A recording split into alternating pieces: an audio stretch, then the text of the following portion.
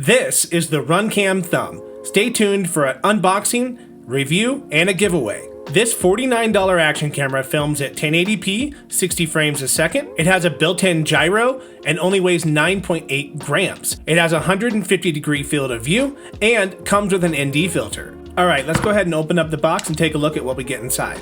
All right, so when you open the box, you are greeted with the camera itself, so we'll go ahead and take that out. We also have an instruction manual, and here are the 3D printed mounts. I did get the upgrade kit with the extra mounts, so you do get that. You're also going to get a USB micro cable and an included ND filter. Now here is your power cable that you can wire to your flight controller. There are also some additional mounting hardware and screws. And here's that upgraded 3D print. The camera itself does have a nice look. It is very light. It feels a little bit cheap because it is so light. It is a $49 camera. You can see here's where you plug in your power. You also have the USB card slot on the rear. You just slide a micro SD card into it and then you put the cover back on. Now I will tell you that that cover does not stay on very well. If you do not want to lose it, I would probably add a piece of tape to your door so you don't lose it in flight or in a crash or something like that. Now, being that I bought this camera for a giveaway, I did end up using a BEC Power Lead that I use for my other quads. It basically just takes the balance lead and converts it to a USB 5V for your GoPro. I had one that was broken, so I just went ahead and spliced in the other end of this cable. Like I said, I am going to give this camera away in this video, so I didn't want to do anything permanent. So yeah, this worked out pretty good to go ahead and power the camera this way. If you are interested in powering your camera like this, there will be links in the description. So before we get into the giveaway or the flight footage, I do want to talk about the pros and cons of this camera that I have found so far. Let's start with the advantages of this camera over maybe just using your DVR. So number one would be the fact that you actually have audio. So that's kind of a cool thing. The audio isn't that great, but you do get audio. Number two is the dynamic range. The dynamic range on this camera isn't amazing, but it's definitely better than the DVR. On that same note, the color looks much better than the original DVR footage as well. So another advantage to that would be you're not getting any breakup through your goggles. So if you're going to a spot where you might be getting breakup, obviously the video footage is not going to be interrupted by the signal, so you're going to have a nice clean look. All right, another potential advantage is going to be using gyro flow with this camera. Right now you can put a text file onto the SD card before your flight and it does generate the gyro data, but it's currently not working with gyro flow RC4. Man, I tried and tried and tried and I could not get this to work.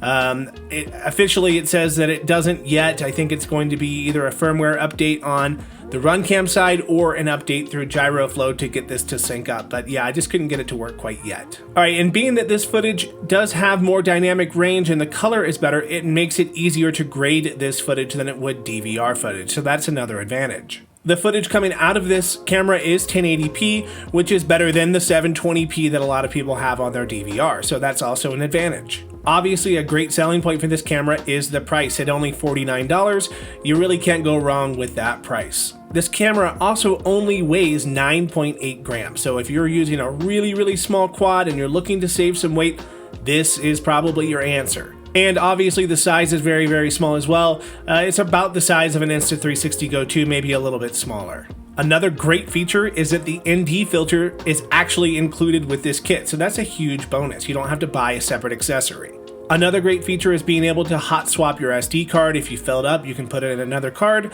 The Insta360 GO2 does not have that option. All right, so now let's talk about some of the cons compared to using just, let's say, your DVR footage. The field of view seems to be less than what I was getting out of my DVR, so that's kind of a downside. Currently, as of today's date, there is a lack of stabilization support through GyroFlow. It sounds like it's coming, but as of right now today, it's really not working, but I did come up with a workaround we'll talk about in a minute. Another disadvantage of using this over your DVR is it's just one more thing to deal with. Wiring, SD cards, mounting. Another con is that it's really not that big of an upgrade from your DVR footage. I mean, it is definitely better, but is it worth spending extra money if it's not that big of an upgrade? Or would you just go to a different camera like the Insta360 GO2 or the RunCam 5 Orange is also a great camera, but it's obviously a little bit heavier and bigger. Another disadvantage of this camera is the fact that there are no manual camera controls. You can't set ISO, white balance, or shutter speed. It's all locked in at auto. Another disadvantage is the fact that it seems like you really need to soft mount this camera. I was getting quite a bit of jello out of this camera using the included mounts. It actually looked like there was more than there was through the DVR. Another disadvantage to this over maybe like an Insta360 GO2 would be the fact that there is no battery on board. Now you could see that as a pro or a con depending on if you're trying to save weight, but there is no battery on board, so you're not going to be able to power this unless it's hooked up to your flight controller or some other sort of power source. Now this camera does film at 60 frames a second, but if you do enable gyro logging, it knocks that down to 50 frames per second to compensate for the extra processing that it needs to do that. And the bitrate is also a disadvantage for me. I think it's around 20 megabits per second, and that's just pretty low, so it's not that great. Now this is not a complete pro and con list. If you guys think of any other pros and cons, please drop them down in the comments down below. I'd love to hear your feedback on this camera. All right, so let's take a look at a side-by-side comparison.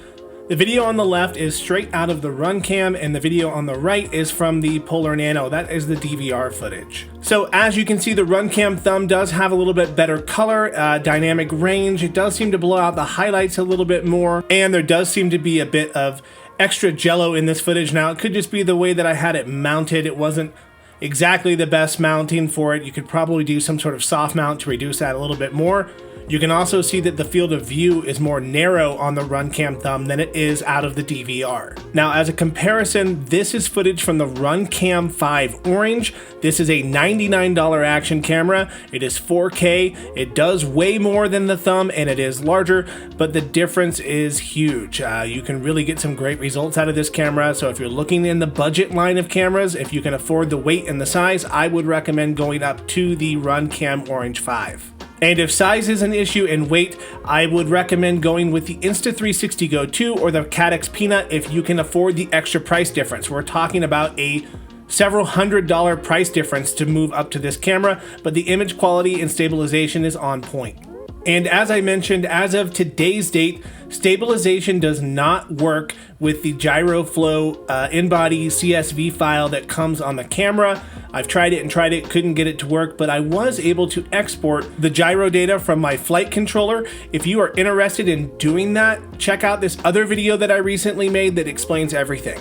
So my final thoughts on this camera are, I think it's going to be great for some people. I think if you're looking to save weight and you have a really small quad, or if you don't care about the video quality as much, this is going to be a perfect camera because it's only $50 and could potentially check every box that an FPV pilot has, depending on their needs.